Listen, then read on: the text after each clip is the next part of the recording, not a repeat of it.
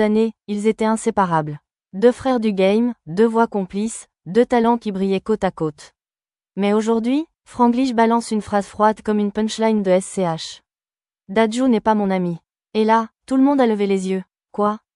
Qu'est-ce qui s'est passé? Qui a coupé les ponts? Pourquoi ce silence entre deux artistes qui avaient tout pour dominer le R&B francophone? Installe-toi, on te raconte tout. Ici, sur Shérif du Rap.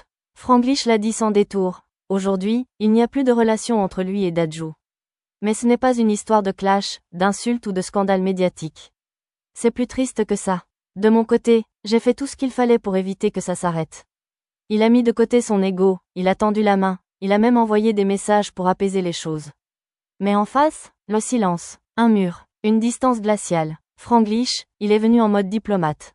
Pas en mode clash. Il aurait pu exposer Dadju, envoyer une punchline, faire du buzz facile. Mais non, il a joué la carte du respect. Je ne sais pas si c'est son ego qui l'a poussé à agir ainsi.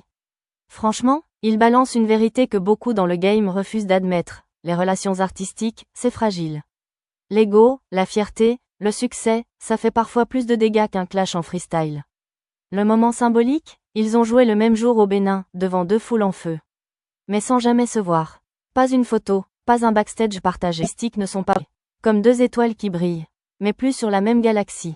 C'est dommage, parce que l'idée, c'était qu'on devienne des géants ensemble. Et là, t'as mal pour lui. Parce qu'on sent que c'est pas de la haine. C'est de la déception. Certains disaient, Franglish sans Dadju, il est fini. C'est Dadju qui l'a lancé. Et lui, il répond calmement, sans rage. Il m'a aidé, je lui suis reconnaissant.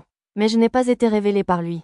Et là, chapeau. Parce que c'est rare, dans ce game, de savoir dire merci. Tout en affirmant son indépendance. Ce que cette histoire révèle, c'est que toutes les ruptures artistiques bruyantes.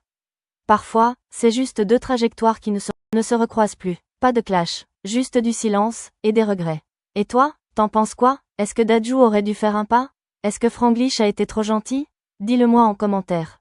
On ouvre le débat. Abonne-toi à Shérif du Rap, active la cloche, parce que chaque semaine, on va plus loin que les buzz, on déchiffre les vraies relations, les vraies tensions, les coulisses du game.